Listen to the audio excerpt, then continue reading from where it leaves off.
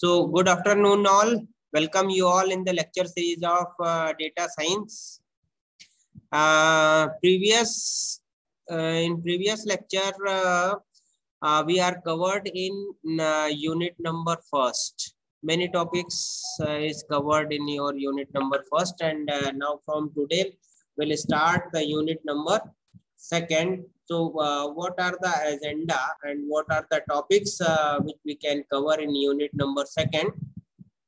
Okay, so in unit number first, we read some basic idea and the basic of your data science and what are the life cycle for the data analysis.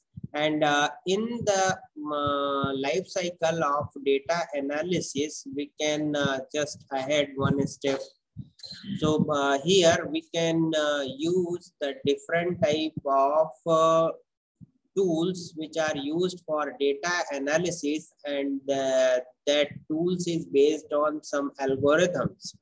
Okay, so here we can read some statistics and some algorithms which is useful for data analysis. So these are some topics. That is clustering, and their types of clustering. There is many types of clustering algorithm is available. So K-means clustering is the types of clustering, and some other types of clustering is also available.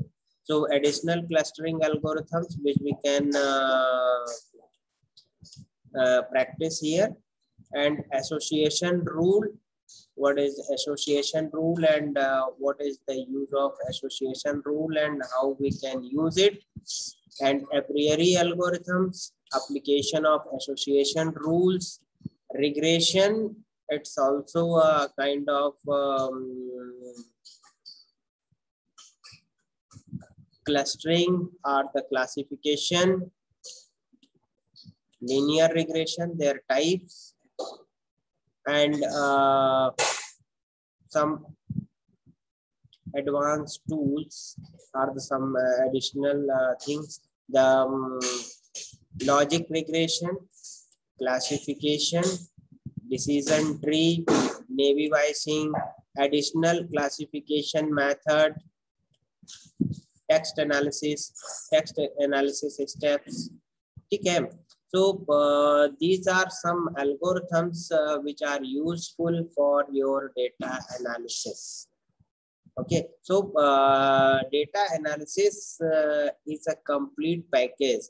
Means when we can talk about the data analysis, it means all the life cycle of data analysis is involved in this. Okay, so in data analysis में आपको concentrate करना है resources में, data collection में, types of data में, then problem statement में, इसके बाद model building, model planning, then result communication, and all steps is involve in analysis. Okay, so here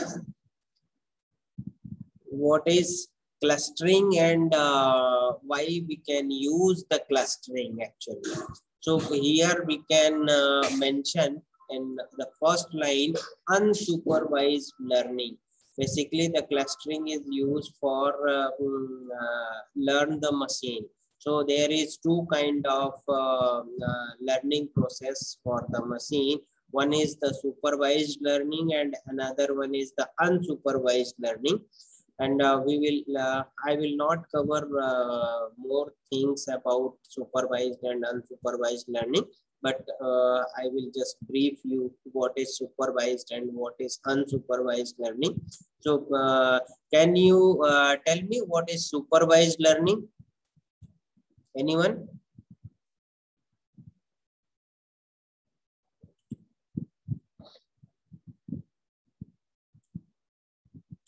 Mr. Bairagi?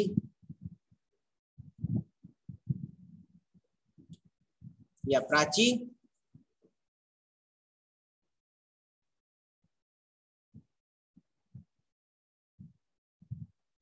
Yes sir. What is supervised learning?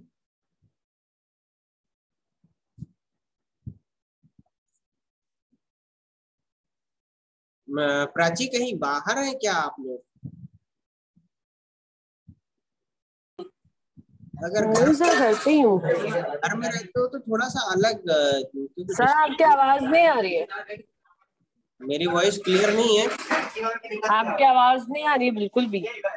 अरे तो अभी तक पहले क्यों नहीं बताया कि मेरी आवाज नहीं आ रही? क्यों मेरी आवाज नहीं आ रही क्या? सर अभी अभी नहीं आ रही है, मतलब अब जब से आपने मेरा नाम लिया उसके बाद से तो आ ही नहीं रही है। पूछ लीजिए किसी और से भी, मुझे तो नहीं आ रही अभी। ओके। सो शुभम, मेरी आवाज आ रही क्या? यस सर आ रही है। शुभम को तो आ रही है। प्रवीण? आ रही है सर, आ रही है आवाज तो। ओके। सर बहुत स्लो आ रही है सही में सर। तो आपके डिवाइस में प्रॉब्लम होगी। अभी तो आ रही थी जब आप पढ़ा रहे थे, ये अनसुपरवाइज्ड लर्निंग यूनिट 2 क्लस्टरिंग अच्छा जब भी आ रही थी, अभी अभी आई है, अभी अभी बंद हुई अच्छा है। अच्छा, समझ गया। ठीक है, फिर तो मतलब प्रॉब्लम फिर हो सकती है, मैं समझ गया। चलिए, सो सुपरवाइज्ड एंड अनसुपरवाइज्ड लर्निंग में मशीन के टर्म्स में बात करते हैं अपन। तो सुपरवाइज्ड लर्निंग ये होती है कि अपन उसको पका पकाया मटेरियल, मतलब कि जो काम का है सिर्फ वही उसको देते हैं और उसको ट्रेंड करते हैं। ठीक है, जैसे सपोज दैट कि हम आपको अगर कोई चीज पढ़ा रहे हैं या सिखा रहे हैं, तो जो भी अनवांटेड मटेरियल, हम मटेरियल सर्च करते हैं और जो भी अनवांटेड मटेरियल्स होते हैं जो काम के नहीं होते हैं, जो सिर्फ इम्पोर्टेंट पॉइंट्स होते हैं, हमने सिर्फ उनको रखा और वो हम आपको प्रोवाइड कर रहे हैं। ठीक है, अब अगर हम अनसुपरवाइज्ड लर्निंग की बात कर रहे हैं, अनसुपरवाइज्ड लर्निंग मतलब ये कि कोई भी चीज फिक्स नहीं, ठीक है ना, मतलब हम अपनी गलतियों से खुद सीखें और सीखने के बाद फिर उसको काम करें। मतलब कि हमारा जो सीखना है वो खुद अपने सेल्फ की गलतियों से सीखें। ठीक है, तो एक सुपरवाइज्ड और अनसुपरवाइज्ड, जहां पर ट्रेंड डेटा सेट जो है ना वो मशीन को दिया जाता है, और अनसुपरवाइज्ड में कोई भी फिक्स्ड ट्रेंड डेटा सेट और ये इस टाइप की कोई भी चीजें नहीं होती हैं। तो यहाँ पर जैसे लिखा हुआ है अनसुपरवाइज्ड लर्निंग में, data with no target attributes, ठीक है ना, कुछ भी हो सकता है, and describe hidden structure from unlabeled data. Labeled data and unlabeled data means some structured or the modified data or anything. ठीक है, explore the data to find some intrinsic structure them. ठीक है, आप उसको अपने अकॉर्डिंग जो है ना क्या करेंगे, मॉडिफाइड करके, और जो भी हमारे काम का चीज है उसको हमें क्या करना है, लेना है। ठीक है, अब हम इसमें देखते हैं clustering. What is clustering? So the process of organizing object into group whose members are similar in some way. Clustering means classification. ठीक है, क्लासिफाइड करिए, क्लस्टर करिए, ग्रुप्ड करिए या ग्रुपिंग करिए।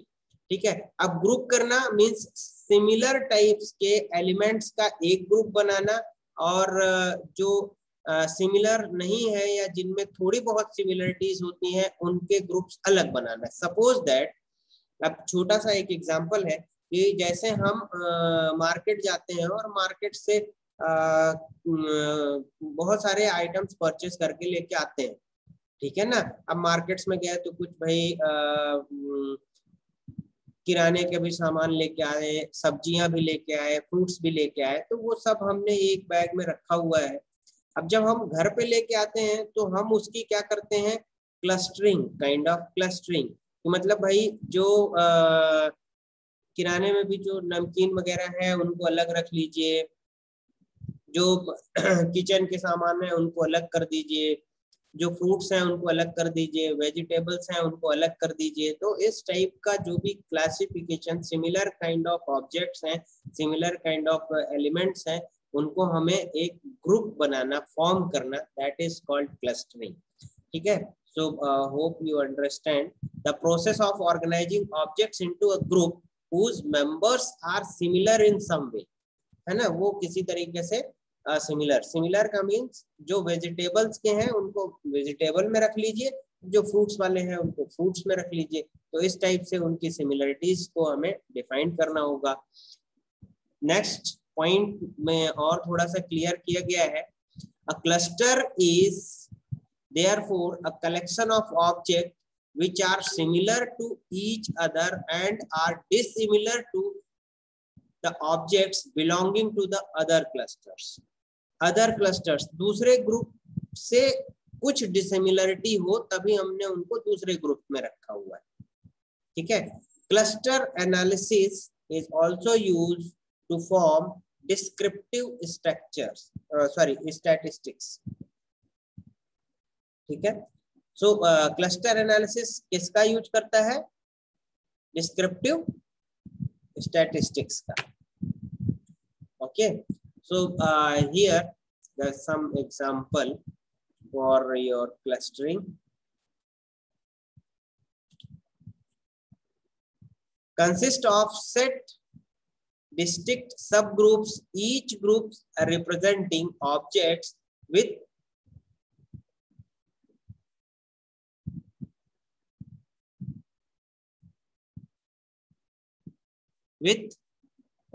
substantially different properties. ठीक है. कुछ उनमें अलग प्रॉपर्टीज होनी चाहिए. जैसे सपोज दैट कि यहाँ पर हमने देखा कि ये कुछ ग्रुप्स हैं, यहाँ पर कुछ एलिमेंट्स दिए हुए हैं x1, x2, x3, x4, xn. Okay. अब इनको हमने क्लस्टराइज कर दिया है. ठीक है. So cluster number 1, cluster number 2, cluster number 3. ठीक है. अब ये जो ऑब्जेक्ट्स हैं x1, x2, x5 और ये एलिमेंट्स हैं, इन एलिमेंट्स में कुछ ना कुछ सिमिलरिटीज होंगी जिसके कारण हमने इनको एक क्लस्टर्स में रखा. दूसरा C2 है, that is in different cluster. C3 is in different cluster. So हो सकता है कि इनमें कुछ ना कुछ क्या हो, सिमिलरिटीज हो. अब इस एग्जाम्पल में थोड़ा सा और मैं क्लियर करता हूं. सपोज दैट ये x1, x2, x3 की जगह मैं यहाँ पर कुछ वैल्यूज पुट करता हूं. यहाँ पर लिख दिया मैंने 2, एक जगह मैंने लिख दिया 2.6, दूसरी जगह मैंने लिखा 4, तीसरी जगह मैंने लिखा 1, 3, 7 और एक ग्रुप मैंने बनाया suppose that 8.5 and here is 16. Here is 16. तो अब देखिए ये x1, x2, x3 these are the elements. अब हमने इनको कैसे ग्रुप्ड किया? अब यहाँ पर देखिए 3 टाइप के एलिमेंट्स आपको दिख रहे हैं जिनमें कुछ ना कुछ सिमिलरिटीज